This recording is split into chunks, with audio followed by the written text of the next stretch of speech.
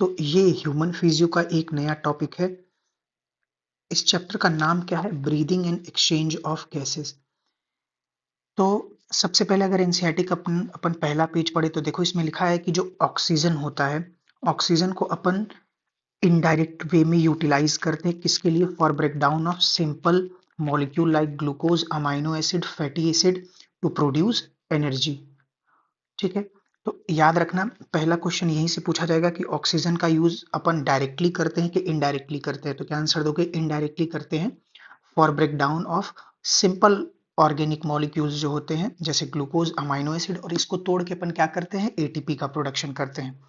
लेकिन जब तुम इन ऑर्गेनिक मॉलिक्यूल्स को तोड़ते हो तो इसके साथ साथ क्या होता है? अब कार्बन डाइऑक्साइड का भी प्रोडक्शन होता है। ठीक है, और ये हमारे लिए क्या है बेटा? हार्मफुल है।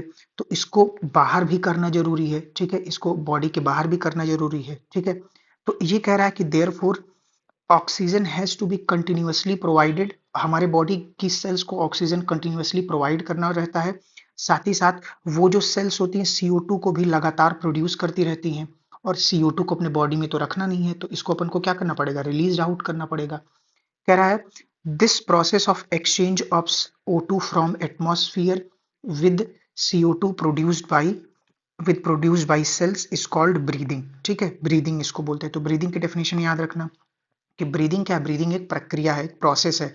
इसमें होता क्या है? Exchange of O2 from atmosphere with CO2 produced by the cells is called breathing. और इसको ही कॉमनली क्या बोला जाता है? रेस्पिरेशन बोला जाता है। तो एनसीईआरटी लिखती है breathing is commonly known as respiration. अपन आगे और थोड़ा डिटेल पढ़ेंगे ब्रीदिंग और रेस्पिरेशन में, फिलहाल इतनी बात करते हैं। ठीक है, अब सबसे पहले अपन रेस्पिरेटरी ऑर्गन्स में की बात करते हैं। तो देखो रेस्पिरेटरी ऑर्गन्स बेटा अलग अलग एनिमल्स में अलग अलग तरह का होता है। तो जो रेस्पिरेटरी ऑर्गन है, जैसे देखो लिख रहा है कि मैकेनिज्म ऑफ ब्रीदिंग वेरी। ठीक है, mechanism of breathing vary different group of animals depending upon their habitat and level of body organisation. तो ये भी लाइन याद रखना, ये भी लाइन आएगा कि जो डिफरेंट ऑर्गेनिजम्स में अलग अलग तरह का जो ब्रीदिंग मैकेनिज्म है, ठीक है, वो उसके हैबिटेट के ऊपर डिपेंड करता है और उसके बॉडी ऑफ ऑर्गेनाइजेशन पे डिपेंड करता है। तो जैसे लिखा है कि जो लोअर इनवर्टिब्रेट्स होते हैं लाइक स्पंजेस, सिलेंड्रेट्स, फ्लैटवर्म, ठीक है, इसमें जो exchange of O2 with CO2 किस प्रोसेस के द्वारा होता है? सिंपल डिफ्यूजन के थ्रू, और उनके बॉडी सरफेस से होता है। ठीक है, एंटायर बॉडी सरफेस से होता है। अब देखो, अब अर्थवर्म की बात करते हैं। तो अर्थवर्म में क्या होता है बेटा? मॉइस्ट क्यूटिकल होते हैं। इंसेक्ट्स में क्या होता है? नेटवर्क ऑफ ट्यूब होता है जिसको ट्रैकियल ट्यूब बोला जाता है to transport the atmospheric air within the body. Special vascularise structure, ठीक है, इसको क्या कहते हैं? गिल्स कहते हैं। और ये most of the aquatic arthropod and mollusc इसको यूज करते हैं। ठीक है, तो कह रहा है कि specialised vascular structure called gills. अच्छा, गिल से जो रेस्पिरेशन होता है उसको क्या बोलते हैं? ब्रैंकियल रेस्पिरेशन बोलते हैं। ठीक है, are used by most of the aquatic arthropods, mollusc. ठीक है, और फिशेस भी यूज करती हैं। ठीक है, जबकि एक एक और वेस्कुलराइज्ड बैग लाइक स्ट्रक्चर होता है, इसको क्या कहते हैं? लंग्स कहते हैं। ठीक है, लंग से जो रेस्पिरेशन होता है उसको पल्मोनरी रेस्पिरेशन बोलते हैं, कहते हैं। और ये जो लंग्स का इस्तेमाल टेरेस्ट्रियल फॉर्म्स करते हैं। ठीक है, टेरेस्ट्रियल ऑर्गेनिजम्स जो हैं लंग्स का इस्तेमाल करते हैं फॉर एक्सचेंज ऑफ गैसेस। ठीक है, कह रहा among the vertebrates fishes use gills whereas amphibia, reptile, birds and mammals ये क्या करते हैं? लंग्स का इस्तेमाल करते हैं। ठीक है, amphibia like frog can respire through their moist skin, इसको क्या कहते हैं? क्यूटेनियस रेस्पिरेशन कहते हैं। तो ये अपन फ्रॉग में पढ़े हैं। ठीक है, तो ये तुम्हारे क्या हो गए? रेस्पिरेटरी ऑर्गन्स हो गए। ठीक है भाई, और एक और याद रखना, बुक गिल्स, बुक लंग्स तुम्हारा स्पाइडर में होता है। ठीक है, इंसेक्ट्स में क्या होता है? ट्रैकियल ट्यूब्स होते हैं। ठीक है भाई, तो ये बात याद रखना। अब आगे चलते हैं बेटा, अब ह्यूमन रेस्पिरेटरी सिस्टम पे चलते हैं। तो देखो ह्यूमन रेस्पिरेटरी सिस्टम में क्या होता है? इसमें क्या होता है? पेयर ऑफ एक्सटर्नल नॉस्ट्रिल्स, ठीक है, opening out above the upper lips. ठीक है, उसके बाद इसमें क्या होता है? नीजल चेंबर होता है। क्या होता है? नीजल चेंबर होता है। Through the nasal passage it leads to, अच्छा अब आगे कह रहा है कि एक्सटर्नल नॉस्ट्रिल कहाँ ओपन होता है? तुम्हारा नेजल चेंबर में। ठीक है, it leads to nasal chamber through nasal passage. अब कह रहा है कि जो नेजल चेंबर है ये कहाँ ओपन होता है? फेरिंग्स के अंदर होता है। और फेरिंग्स क्या है बेटा? Common chamber for food and air. तो फेरिंग्स क्या होता है? इस फेरिंग्स वाले रीजन में फूड भी आता है और एयर भी आता है, ठीक है। तो फेरिंग्स के दो रीजन होते हैं, एक होता है ओरोफेरिंग्स और एक होता है लैरिंगोफेरिंग्स, ठीक है। तो दो तरह के दो फेरिंग्स में दो रीजन्स होते हैं। अब कह रहा है कि जो फेरिंग्स होता है वो ओपन होता है through the larynx region into trachea, ठीक है। तो फेरिंग्स ओपन होता है ट्रैकिया में, ठीक है। अब देखो जो ट्रैकिया का अपर डायलेटेड पार्ट होता है, ट्रैकिया का जो अपर डायलेटेड पार्ट होता है उसको ही क्या कहते हैं, लैरिंग्स बोलते हैं। और ये कार्टिलेजिनस बॉक्स होता है, ये कार्टिलेज का बना होता है और यही क्या करता है, साउंड प्रोडक्शन में मदद करता है। तो इसलिए लैरिंग्स को क्या कहते हैं, साउंड बॉक्स कहते हैं, ठीक है। अब देखो कह रहा है ड्यूरिंग swallowing, जब तुम कुछ खाना निगलते हो तो glottis can be covered by a thin elastic cartilaginous flap called epiglottis. तो ध्यान से सुनना, जो ट्रैकिया की ओपनिंग होती है उसको क्या कहते हैं, ग्लॉटिस कहते हैं। क्या कहते हैं, ग्लॉटिस कहते हैं। और ट्रैकिया की जो ओपनिंग होती है उसके ऊपर क्या होता है, एक थिन इलास्टिक कार्टिलेजिनस फ्लैप होता है जिसको क्या कहते हैं, एपिग्लॉटिस बोलते हैं। और ये क्या करता है, prevent the entry of food into लैरिंग्स, ठीक है, prevent the entry of food into लैरिंग्स। चलो चले भाई आगे चलते हैं। अब आगे कह रहा है कि ट्रैकिया क्या होती है बेटा, स्ट्रेट ट्यूब्स होती है, ठीक है। अब ये कहाँ तक फैली होती है, extended from mid thoracic cavity, mid thoracic cavity में एक्सटेंडेड होती है। और ये डिवाइड करती है at the level of fifth thoracic vertebra, fifth thoracic vertebra के लेवल पे ये डिवाइड कर जाती है, किसमें, right and left primary bronchi, ठीक है। Right and left primary bronchi किस लेवल पे डिवाइड मिलेंगे तुमको, फिफ्थ थोरेसिक लेवल पे मिलेंगी। ये पीछे से रेफरेंस लिया गया है, डॉर्सल साइड से। अब कह रहा है कि each bronchi undergoes repeated division to form the secondary and tertiary bronchi, ठीक है, and bronchioles ending up a very thin terminal bronchioles, ठीक है। तो देखो each bronchi undergoes repeated division to form secondary and tertiary bronchi. अब आगे कह रहा bronchioles ending up in a very thin terminal bronchioles, ठीक है। अब सुनना ध्यान से, अब यहाँ पे ये लाइन याद रखना, the trachea primary secondary and tertiary bronchi, ठीक है, primary secondary and tertiary bronchi and initial bronchioles. ये जितने स्ट्रक्चर हैं कौन कौन से, फिर से सुनो, trachea, primary bronchi, secondary bronchi, tertiary bronchi और इनिशियल ब्रोंक्यूल्स, ये सपोर्टेड होता है बेटा इनकम्प्लीट कार्टिलेजिनस रिंग से, ठीक है। और ये जो इनकम्प्लीट कार्टिलेजिनस रिंग होता है ये क्या करता है, ये ये क्या करता है, ये एक तरह से ट्रैकिया को कोलैप्स होने से बचाता है। और याद रखना कि ये जो कार्टिलेज होता है ये सी शेप का होता है, ठीक है, सी शेप के कार्टिलेज होते हैं, 16 to 20 होते हैं और ये डॉर्सली इनकम्प्लीट होते हैं। क्या होते हैं, डॉर्सली इनकम्प्लीट होते हैं। अब बोलोगे सर कार्टिलेज है तो कौन सा कार्टिलेज, तो ये हाइलीन कार्टिलेज के होते हैं, ठीक है। अब देखो कह रहा है कि each each terminal bronchioles give rise a number of very thin irregular walled vascularized bag like structure called alveoli, ठीक है, alveoli इसको बोलते हैं, ठीक है भाई। अब कह रहा है the branching network of bronchi bronchioles and alveoli comprises the lungs, ठीक है। तो ध्यान से सुनना, तो शुरू में क्या हुआ है कि जैसे मान लो ट्रैकिया एक थी, तो ट्रैकिया से तुम्हारा ब्रोंकाई बना, ब्रोंकाई से ब्रोंकाई में कौन, प्राइमरी ब्रोंकाई और प्राइमरी ब्रोंकाई और सेकेंडरी ब्रोंकाई, फिर टर्शरी ब्रोंकाई, फिर इनिशियल ब्रोंक्यूल्स, ठीक है, इनिशियल ब्रोंक्यूल्स, टर्मिनल ब्रोंक्यूल्स, ठीक है। उसके बाद रेस्पिरेटरी ब्रोंक्यूल्स होता है, फिर एल्वियुलर डक्ट होता है, फिर फाइनली क्या होता है, एल्वियुलर सैक होता है। तो अगर तुम ट्रैकिया से एल्वियोलाई तक जाओ तो इतनी हैवी ब्रांचिंग होती है। अगर मैं तुमको बताऊं, अगर ट्रैकिया एक होता है तो तुमको मान के चलो 8 इंटू 10 की पावर 6 तुमको क्या मिलेंगे, एल्वियोलाई मिलेंगे। इतनी भयंकर ब्रांचिंग होती है, जैसे जैसे तुम नीचे जाओगे ब्रांचेस बढ़ते जाते हैं, ठीक है। अब कह रहा है कि जो तुम्हारा लंग्स होता है, जो तुम्हारा लंग्स होता है ये क्या होता है, ये डबल वॉल्ड लेयर से कवर्ड होता है, ठीक है। जो देखो लिखा है the two lungs are covered by double layered called pleura. तो इस लंग्स की कवरिंग को क्या कहते हैं, प्लूरा कहते हैं। तो आउटर प्लूरा और इनर प्लूरा, ठीक है। तो आउटर इनर मत बोलो, इसको क्या बोलते हैं, पेराइटल बोलते हैं और विसरल बोलते हैं, समझ गए। बाहरी वाला क्या, बाहर वाला जो लेयर होता है उसको क्या बोलते हैं, पेराइटल बोलते हैं और इनर वाले को विसरल बोलते हैं। और इन दोनों के बीच में क्या भरा रहता है बेटा, फ्लूइड भरा रहता है, उसको क्या कहते हैं, प्लूरल फ्लूइड बोलते हैं। अभी जो प्लूरल फ्लूइड होता है ये क्या करता है, reduce the friction of lung surface, ठीक है।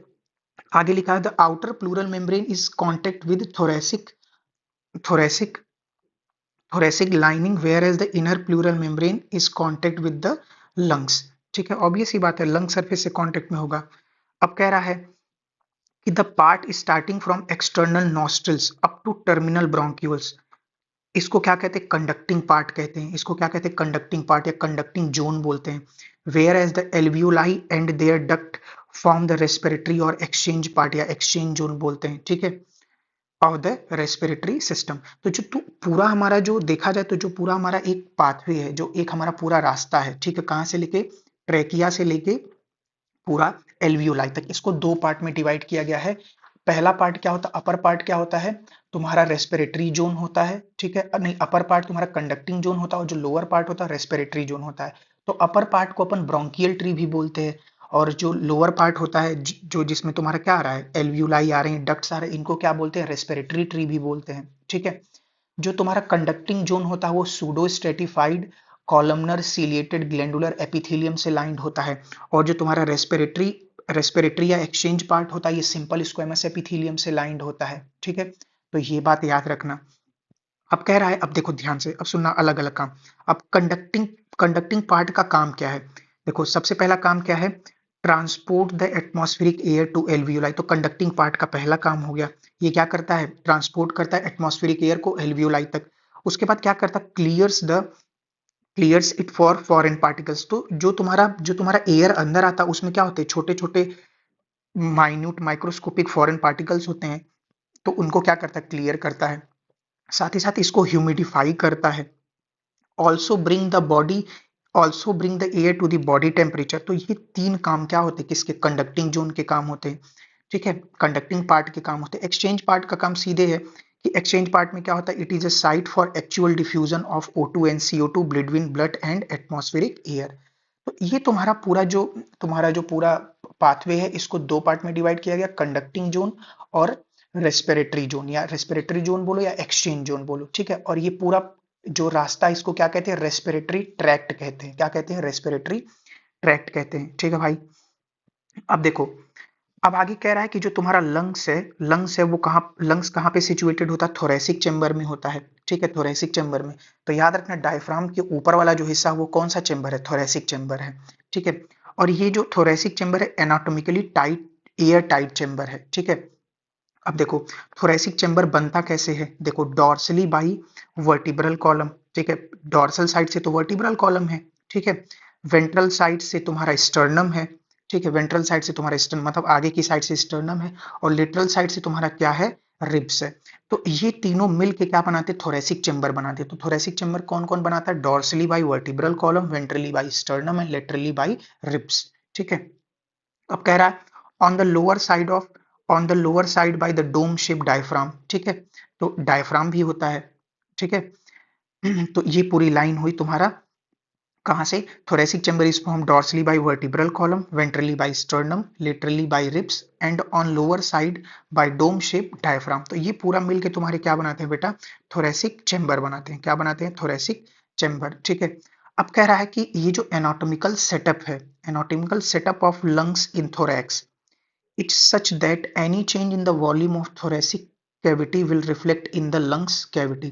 तो ये कह रहा है कि अगर तुम थोरेसिक कैविटी के वॉल्यूम में कुछ चेंज करोगे तो वो रिफ्लेक्ट किस में करेगा, लंग्स के अंदर रिफ्लेक्ट करेगा, ठीक है। अगर मान लो तुम अगर थोरेसिक वॉल्यूम चेंज कर रहे हो तो तुम्हारा जो लंग्स का वॉल्यूम होगा वो भी मतलब चेंज होगा। तो वो यही कहना चाह रहा है, anatomical setup of lungs in the thorax in such that any changes, मतलब अगर कोई भी चेंज तुम करो, any change in the volume of thoracic cavity, और वो कहाँ रिफ्लेक्ट होगा, लंग्स के अंदर रिफ्लेक्ट होगा, ठीक है, लंग्स कैविटी में रिफ्लेक्ट होगा। अब कह रहा है कि ऐसा arrangement, such arrangement is essential for breathing. ऐसा अरेंजमेंट क्या होता है, इसेंशियल फॉर ब्रीदिंग, ब्रीदिंग के लिए जरूरी है। And we can not directly alter the pulmonary volume, मतलब हम डायरेक्टली लंग्स के वॉल्यूम को चेंज नहीं कर सकते। अगर हमको लंग्स के वॉल्यूम को चेंज करना है तो अपन थोरेसिक वॉल्यूम को चेंज करेंगे, फिर उससे लंग्स का वॉल्यूम चेंज होगा, ठीक है। अब देखो रेस्पिरेशन में क्या क्या इन्वॉल्व होता है, स्टेप्स कौन कौन से स्टेप्स होते हैं। अब देखो यहाँ पे जैसे मान लो हमने क्या किया, एटमॉस्फेयर से हमने एयर लिया, ठीक है, एटमॉस्फेयर से हमने एयर लिया, तो एयर में ऑक्सीजन भी है, कार्बन डाइऑक्साइड भी है, दोनों है। तो पहले अपन ऑक्सीजन चलते हैं। तो देखो एटमॉस्फेयर से हम क्या करेंगे बेटा, एटमॉस्फेयर से ब्रीदिंग करके क्या करेंगे, हम ऑक्सीजन को लंग्स तक ले आएंगे, ठीक है। अब लंग्स में क्या होगा बेटा, गैसेस एक्सचेंज होगा, ये ऑक्सीजन कहाँ आ जाएगा, ब्लड में आ जाएगा। अब ब्लड क्या करेगा, इसको ट्रांसपोर्ट करेगा और फाइनली ये जो ऑक्सीजन होगा ये तुम्हारे सेल के अंदर जाएगा। ठीक है, अब सेल के अंदर जाने के बाद इस ऑक्सीजन का यूज किया जाता है, याद करो पहली लाइन लिखी कि indirect breakdown of organic molecule, तो इस ऑक्सीजन का इनडायरेक्ट वे में यूज किया जाता है ऑर्गेनिक मॉलिक्यूल को तोड़ने के लिए। और जब तुम ऑर्गेनिक मॉलिक्यूल को तोड़ते हो तो क्या बनता है, CO2 बनता है, और क्या बनता है, एनर्जी बनती है। तो एनर्जी तो ये सेल इस्तेमाल कर लेगी, ये तो एनर्जी ये सेल ही इस्तेमाल कर लेगी। और ये जो CO2 है, इस CO2 को फिर किसको दे दिया जाता है, ब्लड को दे दिया जाता है। ठीक है, अब ये CO2 ब्लड से होते हुए कहाँ आ जाता है, लंग्स में आ जाता है, और लंग्स से फिर इसको एक्सेल करके बाहर कर दिया जाता है। तो ये पूरा पाथवे होता है। तो देखो ये पूरा जो ब्रीदिंग एंड वेंटिलेशन है ये तुम्हारे 3 स्टेप्स में चल रहा है। ठीक है, ब्रीदिंग, देखो 3 स्टेप्स में नहीं, ये पूरा रेस्पिरेशन, सुनना ध्यान से, ब्रीदिंग एंड वेंटिलेशन नहीं। तो इस पूरे पाथवे में, रेस्पिरेशन में जो सबसे पहला स्टेप होता है क्या होता है, ब्रीदिंग एंड वेंटिलेशन। तो इसमें अपन क्या करते हैं, एटमॉस्फेरिक एयर को लंग्स में लाते हैं। उसके बाद जो सेकंड स्टेप होता है transportation of gas, upon gas को ट्रांसपोर्ट कर रहे हैं with the help of blood. और थर्ड जो स्टेप होता है इसको क्या कहते हैं, सेलुलर रेस्पिरेशन कहते हैं। तो ये सेल के लेवल पे हो रहा है जो थर्ड स्टेप हो रहा है। और ये जो तीनों स्टेप हैं, ये तीनों स्टेप मिला के क्या कहा जाता है, रेस्पिरेशन कहा जाता है। याद रखना, ये तीनों स्टेप को मिला के कहा जाता है रेस्पिरेशन। क्या कहते हैं, रेस्पिरेशन। तो तुमसे कोई पूछे respiration is a part of breathing, तुमसे कोई पूछे respiration is a part of breathing या breathing is a part of respiration, तो क्या बोलोगे, ब्रीदिंग या ventilation is a part of respiration. तो देखो यही बात ये पूरी यहाँ पे लिखी गई है। कह रहा है कि जो ब्रीदिंग ब्रीदिंग और पल्मोनरी वेंटिलेशन, ठीक है, ब्रीदिंग का दूसरा नाम क्या होता है, pulmonary ventilation, by atmospheric air drawn in, ठीक है, and CO2 rich alveolar air is released out. तो ये तुम्हारा क्या हो गया, ब्रीदिंग एंड वेंटिलेशन हो गया। अब क्या होता है, डिफ्यूजन ऑफ गैसेज होती हैं अक्रॉस द एल्व्यूलर मेम्ब्रेन। ठीक है, तो ये लंग्स लेवल पे बात हो गई। ठीक है, उसके बाद क्या करते हैं अपन, गैस को ट्रांसपोर्ट करते हैं with the help of blood. ठीक है, तो अब ये ब्लड के हेल्प से गैस को ट्रांसपोर्ट करते हैं। तो अब ये गैस कहाँ चली गई बेटा, टिश्यू लेवल पे चली गई। तो अब वहां पे क्या होता है, diffusion of O2 and CO2 between blood and tissue.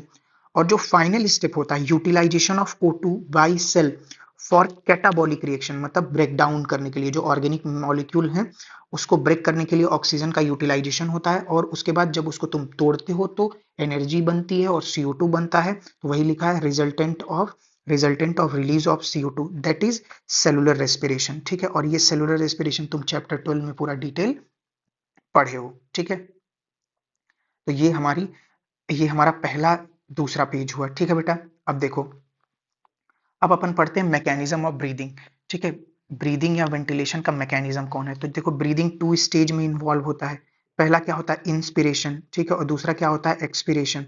ठीक है, तो इंस्पिरेशन में क्या होता है, एटमॉस्फेयर एयर को अपन ड्रॉन इन करते हैं, और एक्सपायरेशन में क्या करते हैं कि एल्वुलर एयर को रिलीज आउट कर देते हैं। तो ये इंस्पिरेशन हो गया, एक्सपिरेशन हो गया। अब देखो कह रहा है कि ये जो मूवमेंट ऑफ एयर है, air in and out of the lungs is carried out by creating the pressure gradient between lungs and atmosphere. ठीक है, बिटवीन लंग्स एंड एटमॉस्फेयर। अब ध्यान से सुनना, तो ये सारी जो खेल है ये प्रेशर ग्रेडियंट की वजह से हो रहा है। और वो प्रेशर ग्रेडियंट किसके, ग्रेडियंट मतलब डिफरेंस। तो ये जो प्रेशर का डिफरेंस है वो कहाँ कहाँ पे है, लंग्स और एटमॉस्फेयर के बीच में है। देखो अब ध्यान से सुनना, सबसे पहले इंस्पिरेशन की बात करते हैं। तो इंस्पिरेशन में क्या होता है, इंस्पिरेशन में तुम्हारा क्या होता है, inspiration can occur if pressure with in the lungs. तो इसका मतलब क्या हुआ, इंट्रा पल्मोनरी प्रेशर। अगर इंट्रा पल्मोनरी प्रेशर क्या है बेटा, कम है इन कंपेयर टू एटमॉस्फेयर। देखो लिख रहा है intra pulmonary pressure is less than atmospheric pressure. तो इसके वजह से क्या होता है, there is a negative pressure in the lungs. ठीक है, there is a negative pressure in the lungs with respect to atmospheric pressure. ठीक है, तो इसके वजह से क्या होगा, एयर अंदर आएगी। तो याद रखना, इंस्पिरेशन कब होता है, जब इंट्रा पल्मोनरी प्रेशर कम होता है in compare to atmospheric pressure, जिसके वजह से एक नेगेटिव प्रेशर जनरेट होता है कहाँ के अंदर, लंग्स के अंदर, और एयर इसके वजह से अंदर आती है। तो ये तुम्हारा हुआ इंस्पिरेशन। एक्सपिरेशन में क्या होता है, expiration takes place when intrapulmonary pressure is higher than atmospheric pressure. तो एक्सपिरेशन कब होगा, मतलब एयर बाहर कब जाएगी, जब इंट्रापल्मोनरी प्रेशर क्या हो जाए, ज्यादा हो जाए इन कंपेयर टू एटमॉस्फेयर। तो एयर को अपन बाहर कर देते, तो इसको क्या कहते हैं, एक्सपायरेशन। तो बताओ इंस्पायरेशन और एक्सपायरेशन समझ में आया। अब देखो, अब इस प्रेशर को क्रिएट कैसे किया जाता है, प्रेशर तो भाई अपन पहले ही बोले हैं कि ये गैसेस का मूवमेंट तभी होगा जब क्या होगा, प्रेशर ग्रेडियंट होगा बिटवीन लंग्स एंड एटमॉस्फेयर, तभी ये मूवमेंट होगा, ठीक है, एयर्स का, गैसेस का मूवमेंट्स होगा, ठीक है। अब देखो, अब कह रहा है कि जो डायफ्राम है, ठीक है, डायफ्राम है और स्पेशलाइज सेट्स ऑफ मसल्स होती हैं, जैसे एक्सटर्नल इंटरकॉस्टल मसल और internal intercostal muscle between ribs. तो एक तो डायफ्राम हो गया, और कुछ मसल्स होती हैं जो रिब्स के बीच में होती हैं, ठीक है, इनको क्या कहते हैं, एक्सटर्नल इंटरकॉस्टल मसल और इंटरनल इंटरकॉस्टल मसल। और यही जो मसल्स होती हैं, यही क्या क्रिएट करवाती हैं, ग्रेडियंट क्रिएट करवाती हैं, किसके किसके बीच में, लंग्स और एटमॉस्फेयर के बीच में, ठीक है। अब देखो, ध्यान से सुनना ये स्टेप, अब यहाँ भी बहुत इंपॉर्टेंट लाइन है। अब इंस्पिरेशन कब होता है, तो देखो, इंस्पिरेशन कब होता है, तो इंस्पिरेशन कब होगा बेटा, जब तुम्हारा बताओ वहां से रेस्पिरेटरी रिदम सेंटर से मैसेज आएगा, ठीक है, आरआरसी से, मेडुला रीजन में जो होता है, तो वहां से मैसेज आया, तो सबसे पहले क्या होता है, कॉन्ट्रेक्शन ऑफ डायफ्राम होता है, डायफ्राम कॉन्ट्रैक्ट करता है, ठीक है। तो डायफ्राम नॉर्मली कैसा होता है, डायफ्राम नॉर्मली तुम्हारा कैसा होता है, ये ऐसे डोम शेप का होता है, ठीक है, डायफ्राम नॉर्मली तुम्हारा डोम शेप का होता है। लेकिन जब इंस्पिरेशन का मैसेज आता है तो ये क्या हो जाता है, ऐसे फ्लैट हो जाता है, ठीक है, फ्लैट हो जाता है। तो ओवरऑल क्या होता है, जो तुम्हारा वॉल्यूम होता है, ओवरऑल जो तुम्हारे थोरेसिक चेंबर का वॉल्यूम होता है वो बढ़ जाता है, और वो किस एक्सिस में बढ़ता है, तो ध्यान से सुनना, एंटीरियर पोस्टीरियर एक्सिस में, किस एक्सिस में, एपी एक्सिस में बढ़ता है। तो तुमसे कोई पूछे, इंस्पिरेशन इनिशिएट होता है बाय कॉन्ट्रैक्शन ऑफ डायफ्राम, और इसके वजह से जो थोरेसिक वॉल्यूम चेंज होता है वो एपी एक्सिस में चेंज होता है, एंटीरियर पोस्टीरियर एक्सिस पे, ठीक है। उसके बाद साथ ही साथ क्या होता है, अब दूसरा काम, एक तो काम ये हो गया, अब दूसरा काम में होगा क्या, कि तुम्हारी जो एक्सटर्नल इंटरकॉस्टल मसल्स होती हैं ये कॉन्ट्रैक्ट करती हैं, और ये क्या करती है, लिफ्ट कर देती हैं, रिब्स को क्या करती है, लिफ्ट अप करती हैं, बाहर की तरफ खींचती हैं, and lift up the ribs and sternum, ठीक है। तो ये एक्सटर्नल इंटरकॉस्टल मसल जब कॉन्ट्रैक्ट करेंगी तो ये रिब्स को बाहर की तरफ खींचेंगी और स्टर्नम को, and causing the volume increase in thoracic chamber in dorsoventral axis, ठीक है, dorsoventral axis। तो याद रखना, जब इंस्पिरेशन होता है, तो सुनो, जब इंस्पिरेशन होता है तो क्या होता है, सबसे पहले तुम्हारा कौन कॉन्ट्रैक्ट करता है, डायफ्राम कॉन्ट्रैक्ट करता है, और ये वॉल्यूम किस किस में चेंज होता है, एंटीरियर पोस्टीरियर एक्सिस में चेंज होता है। और जब एक्सटर्नल इंटरकॉस्टल मसल कॉन्ट्रैक्ट करती है तो जो तुम्हारा वॉल्यूम चेंज होता है वो इंक्रीज, मतलब इंक्रीज ही होता है, तो क्या होगा, डॉर्सोवेंट्रल एक्सिस पे होता है, ठीक है। तो इन दोनों की वजह से फाइनली तुम्हारा क्या होगा, थोरेसिक वॉल्यूम इंक्रीज होगा, थोरेसिक वॉल्यूम अगर इंक्रीज होगा तो पल्मोनरी वॉल्यूम इंक्रीज होगा, तो इसके वजह से फिर क्या होता है, इंट्रा पल्मोनरी प्रेशर क्या हो जाता है, कम हो जाता है। तो खुद ही सोचो ना, pressure is inversely proportional to volume, pressure is inversely proportional to volume. तो अगर वॉल्यूम बढ़ रहा है तो प्रेशर क्या हो जाएगा, कम हो जाएगा। तो क्या होगा, फाइनली थोरेसिक वॉल्यूम इंक्रीज होगा, तो पल्मोनरी वॉल्यूम भी इंक्रीज होगा। तो इससे क्या होगा, इंट्रा पल्मोनरी प्रेशर कम हो जाएगा इन कंपेयर टू एटमॉस्फेयर, और क्या हो जाएगा, इनहेलेशन हो जाएगा। तो ये बात याद रखना, ठीक है भाई। तो वही कहानी कह रहा है कि overall increase in the thoracic volume cause the similar increase in the pulmonary volume. तो थोरेसिक वॉल्यूम इन जब इंस्पिरेशन हो रहा है तो थोरेसिक वॉल्यूम को कौन बढ़ा रहा है, एक तो डायफ्राम बढ़ा रहा है और दूसरा एक्सटर्नल इंटरकॉस्टल मसल बढ़ा रही है, ठीक है। अब कह रहा है कि increase in a pulmonary volume decrease intra pulmonary pressure, ठीक है, to less than the atmospheric pressure which forces air outside outside to move into the lungs. तो ये पूरी बात हमने पहले ही बोल दी, ठीक है भाई। अब देखो, तो ये तुम्हारा इंस्पिरेशन हो गया, अब तुमको एक्सपिरेशन करना है तो तुम क्या कर दो, डायफ्राम को रिलैक्स कर दो, नॉर्मल डोम शेप में कर दो, इंटरनल इंटरकॉस्टल मसल को। अब ये क्या होता है, सुनना ध्यान से, यहाँ पे क्या होगा कि relaxation of diaphragm and intercostal muscle. तो ये जो तुम्हारी एक्सटर्नल इंटरकॉस्टल मसल्स थी जो कॉन्ट्रैक्ट हुई थी वो क्या हो जाएंगे, रिलैक्स हो जाएंगी, ठीक है। अब क्या होगा, returns the diaphragm and sternum to their normal position and reduce the thoracic volume and thereby pulmonary volume, ठीक है। तो पल्मोनरी वॉल्यूम कम हो जाएगा, तो इसकी वजह से क्या होगा, increase in the intra pulmonary volume, ठीक है। तो अरे वॉल्यूम कम हो रहा है तो प्रेशर बढ़ेगा, तो इसकी वजह से increase in the intra pulmonary pressure, sorry, intra pulmonary pressure बढ़ जाएगा, और किसके कंपेयर में बढ़ेगा, slightly above the atmospheric pressure, और इसकी वजह से क्या होगा, एयर तुम्हारी बाहर चली जाएगी। तो फिर से सुनना, एक्सपीरेशन कैसे होता है, मतलब सांस बाहर कैसे जाती है, तुम्हारा डायफ्राम नॉर्मल स्टेट में आता है, जो इंटरकॉस्टल मसल्स होती है वो रिलैक्स हो जाती हैं, ठीक है। तुम्हारा स्टर्नम नॉर्मल पोजीशन में आ जाता है, जिसकी वजह से थोरेसिक वॉल्यूम क्या हो जाता है, थोरेसिक वॉल्यूम कम हो जाता है। तो अगर थोरेसिक वॉल्यूम कम हुआ है, अगर थोरेसिक वॉल्यूम कम हुआ है तो प्रेशर क्या हो जाएगा, बढ़ जाएगा। तो तुम्हारा इंट्रा पल्मोनरी प्रेशर क्या हो जाता है, बढ़ जाता है इन कंपेयर टू एटमॉस्फेयर, और फाइनली क्या हो जाता है, हमारा एयर बाहर चला जाता है। और क्या होता है बेटा, दैट इज एक्सपीरेशन। अब कह रहा है कि हमारे पास एबिलिटी होती है to increase the strength of inspiration and expiration with the help of additional muscles in the abdomen. तो ये बात याद रखना, एक हेल्दी जो एवरेज हेल्दी ह्यूमन है वो कितने बार ब्रीद करता है, 12 to 16 times per minute breathe करता है, ठीक है। अब कह रहा है कि the volume of air involve in breathing movement can be estimated by using spirometer. तो ये जो volume of air involve in breathing movements, तो इसको अपन कैसे, मतलब कैसे अपन एस्टिमेट कर सकते हैं। एक एक एक वो होता है, एक स्पायरोमीटर नाम का इंस्ट्रूमेंट होता है, इससे अपन लंग्स वॉल्यूम को अपन क्या कर लेते हैं, मेजर कर लेते हैं। तो इस लंग्स के वॉल्यूम को मेजर करके अपन कई सारे असेसमेंट कर लेते हैं, क्लिनिकल असेसमेंट कर लेते हैं। और ये स्पायरोमीटर तुम्हारा क्या करता है, तुम्हारे पल्मोनरी फंक्शंस को बताता है, ठीक है। जैसे अस्थमा हो गया, कोविड हो गया, कोविड-19 में भी स्पायरोमीटर का यूज होता था। तो इससे ओवरऑल अपन लंग्स के वॉल्यूम को अपन मतलब लंग्स के वॉल्यूम को अपन देख लेते हैं कि कितना तुम्हारा लंग्स का वॉल्यूम घटा है कि बढ़ा है, ठीक है। तो ओवरऑल याद रखना, स्पायरोमीटर का क्या होता है, क्लिनिकल असेसमेंट। इसका इसका इसका किस में हेल्प करते, clinical assessment of pulmonary functions, ठीक है। तो ये बात याद रखना। अब अपन चलते हैं रेस्पिरेटरी वॉल्यूम्स एंड कैपेसिटी। तो सबसे पहले अपन वॉल्यूम पढ़ेंगे, ठीक है। वॉल्यूम को जब फिर अपन ऐड कर लेते हैं तो क्या आता है, कैपेसिटी आता है, याद रखना। अच्छा, एक बात और तुमको बताते हैं, जो इंस्पिरेशन होता है वो क्या होता है बेटा, एक्टिव प्रोसेस होता है, ठीक है वो। और इंस्पिरेशन का ड्यूरेशन कितना होता है, 2 सेकंड का होता है। और जो एक्सपायरेशन होता है वो पैसिव प्रोसेस होता है, और वो कितने सेकंड का होता है, 3 सेकंड का होता है। तो पूरी एक जो ब्रीदिंग होती है, एक ब्रीदिंग जो तुम्हारा साइकिल होता है वो 5 सेकंड का होता है, समझ गए। ब्रीदिंग साइकिल कितने का होता है, 5 सेकंड का होता है, ठीक है। तो ये बात याद रखना, inspiration is a active process और expiration is a passive, expiration is a passive process, ठीक है भाई। चलो अब आगे चलते हैं। तो सबसे पहले अपन देखते हैं टाइडल वॉल्यूम। तो टाइडल वॉल्यूम क्या, वॉल्यूम ऑफ एयर इंस्पायर्ड और expired during the normal respiration, ठीक है।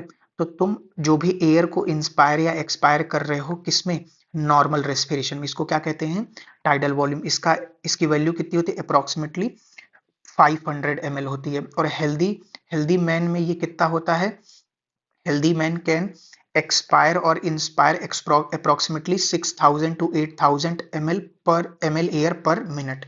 तो कैसे आया ये, तो तुम क्या करो कि 5000 है ना, सॉरी 500 ml है, तो इसको ब्रीदिंग रेट से मल्टीप्लाई कर दो, ठीक है। तो ब्रीदिंग रेट हमारा कितना है, 1 मिनट में 12 से 16 बार, तो ये तुम्हारा कितना आ जाएगा, 6000 टू 8000 ml पर मिनट आ जाएगा, ठीक है।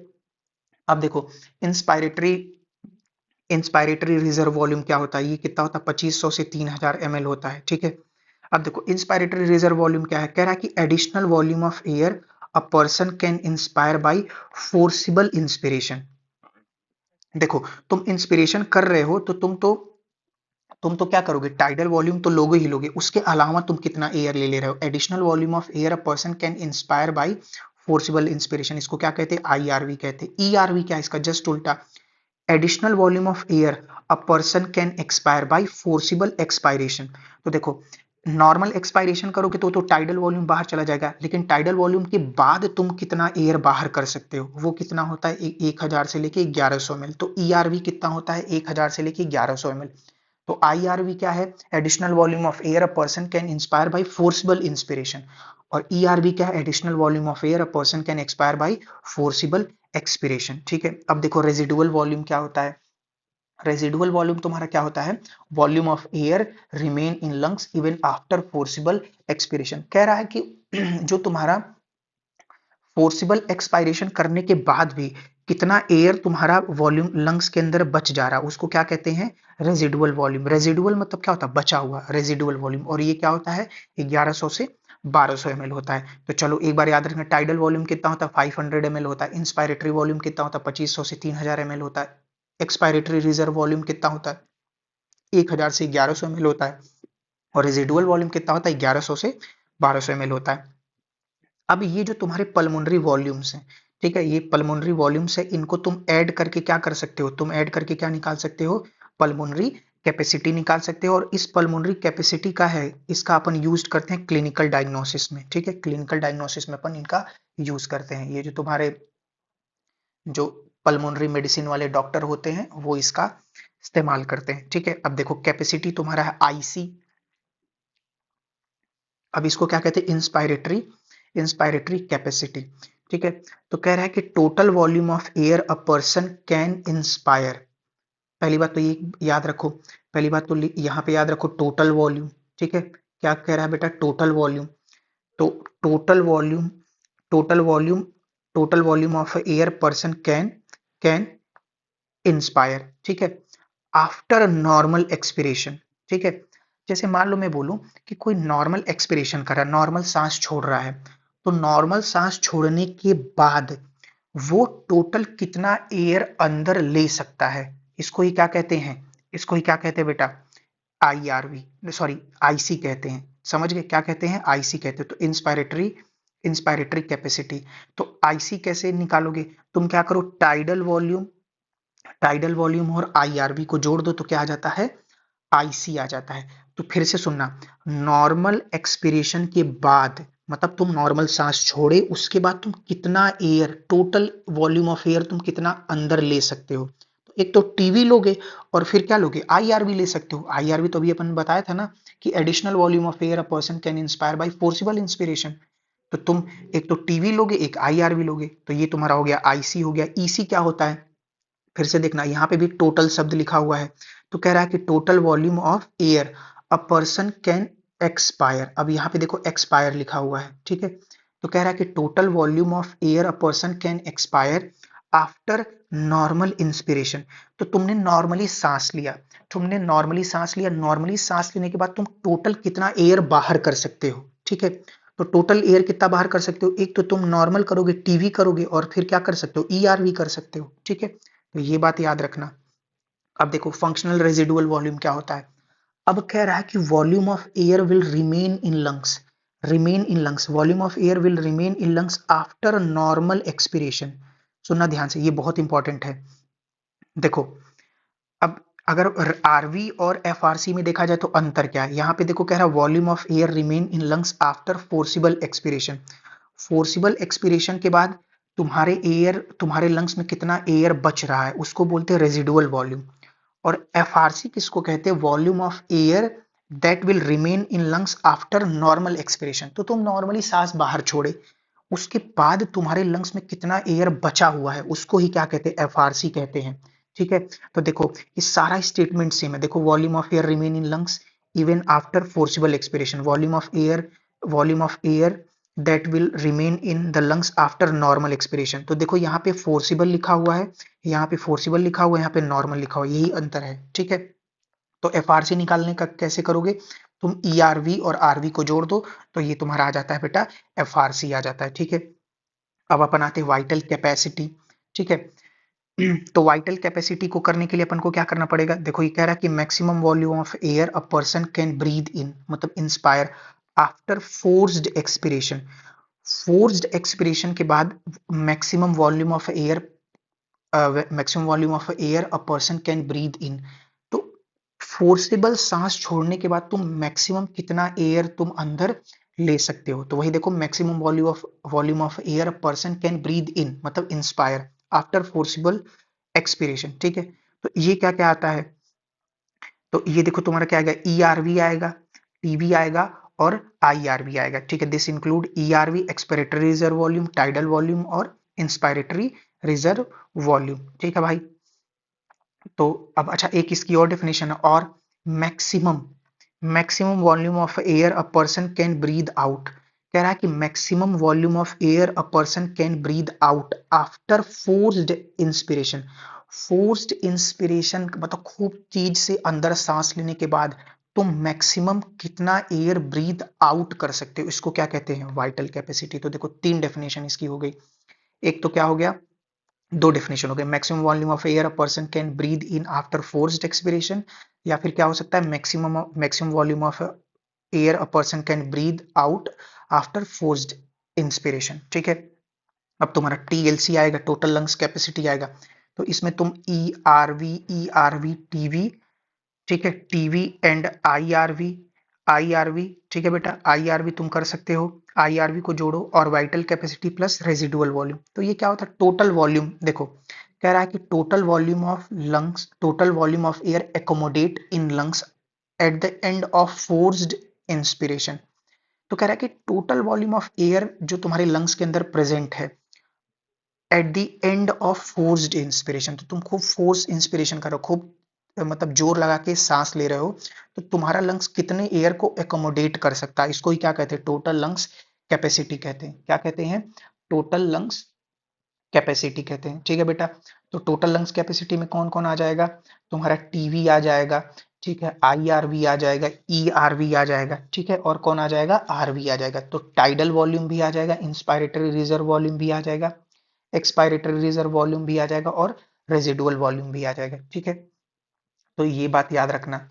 अच्छा, याद रखना कि जो स्पायरोमीटर होता है, स्पायरोमीटर जो होता है वो can not measure, spirometer can not measure residual volume, FRC और टीएलसी। ये स्पायरोमीटर इन तीन को नहीं मेजर कर सकता, रेजिडुअल वॉल्यूम को नहीं मेजर कर सकता, एफआरसी को नहीं मेजर कर सकता, ठीक है, और टीएलसी को नहीं मेजर कर सकता। ठीक है, तो ये बात याद रखना, spirometer can not measure residual volume, functional residual volume और टोटल लंग्स कैपेसिटी। ठीक है भाई, तो ये हमारा हुआ lungs, respiratory volume and their capacity. तो याद रखना, चार, एक दो तीन, ये चार रेस्पिरेटरी वॉल्यूम्स हैं। इन रेस्पिरेटरी वॉल्यूम्स को जब तुम जोड़ोगे तो तुमको 5 कैपेसिटीज मिलेंगी। ठीक है, 5 कैपेसिटीज मिलेंगी। ठीक है भाई, अब अगला टॉपिक हम देखते हैं बेटा, एक्सचेंज ऑफ गैसेस। अब अपन एल्वियोलाई में गैसियस एक्सचेंज कैसे होता है, अब इसके बारे में अपन देखते हैं। ठीक है, देखो सबसे पहले क्या कह रहा है कि एल्वियोलाई जो होती हैं, एल्वियोलाई क्या होती है बेटा, primary site for gases exchange. हाँ सही बात है, ये अपन पहले भी देख लिए हैं, ये क्या है, primary site for gases exchange. Exchange क्या होता है, exchange of gases also occur between blood and tissue. ठीक है, ये भी सही बात है। O2 and CO2 are exchange in these side by simple diffusion. तो गैस होगा तो बेटा सिंपल डिफ्यूजन ही होगा, mainly based on pressure and concentration gradient. बार बार एक ही लाइन बोल रहा है, pressure gradient and concentration gradient. अब देखो यहाँ पे क्या होता है, solubility of gas as well as thickness of membrane. सुनना ध्यान से, अब डिफ्यूजन को कौन कौन अफेक्ट करता है, एक तो गैस की सॉल्युबिलिटी और जो डिफ्यूजन मेम्ब्रेन है उसकी thickness also involved in diffusion are also important factors that can affect the rate of diffusion। Most important line, तो रेट ऑफ डिफ्यूजन कौन कौन इफेक्ट कर सकता है, एक तो सॉल्युबिलिटी ऑफ गैसेस और thickness of membrane involving in diffusion. तो जो डिफ्यूजन में थिकनेस है, मेम्ब्रेन की जो थिकनेस है वो भी मैटर करता है, और साथ ही साथ जो गैस है उसकी सॉल्युबिलिटी क्या है वो भी मैटर करता है रेट ऑफ डिफ्यूजन में। ठीक है, अब देखो फिर वही आगे कह रहा कि pressure contributed by individual gas in a mixture gas is called partial pressure. बहुत इंपॉर्टेंट लाइन। देखो अगर मान लो मैं बोलूं एक गैस का मिक्सचर है, ठीक है, जैसे मान लो उसमें तुम्हारा नाइट्रोजन है, नाइट्रोजन है, कार्बन डाइऑक्साइड है और ऑक्सीजन है, तो ये मिक्सचर ऑफ गैसेज है। एयर क्या है, एयर के अंदर मिक्सचर ऑफ गैसेज है। लेकिन मैं तुमसे पूछूं कि उसमें से, इस मिक्सचर ऑफ गैसेस में से ऑक्सीजन कितना प्रेशर कंट्रीब्यूट कर रहा है, तो उसको फिर क्या बोलोगे, पार्शियल प्रेशर बोलोगे। तो pressure contributed by individual gas in mixture is called partial pressure. ठीक है, तो इसको कैसे रिप्रेजेंट करते हैं, PO2 और PCO2। ठीक है, ये भी ठीक है। partial pressure in these two gases in the atmospheric air and the two site for diffusion are given in table। अब ये टेबल को देख लेते हैं, अभी बहुत इंपॉर्टेंट टेबल है। देखो रेस्पिरेटरी गैसेस मेनली दो ही हैं बेटा, ऑक्सीजन और कार्बन डाइऑक्साइड। देखो अब जो हमारा एटमॉस्फेरिक एयर होता है वहां पे ऑक्सीजन का पार्शियल प्रेशर कितना होता है, 159 होता है, और कार्बन डाइऑक्साइड का कितना होता है, 0.03। ठीक है, 0.03 नहीं, 0.3। ठीक है भाई, एल्वियोलाई में कितना होता है, 104 होता है ऑक्सीजन का पार्शियल प्रेशर। ठीक है, और कार्बन डाइऑक्साइड का कितना होता है, 40 होता है। अब सुनना, ब्लड में जो डीऑक्सीजनेटेड ब्लड है उसमें ऑक्सीजन का पार्शियल प्रेशर कितना होता है, 40 होता है, और CO2 का 45 होता है।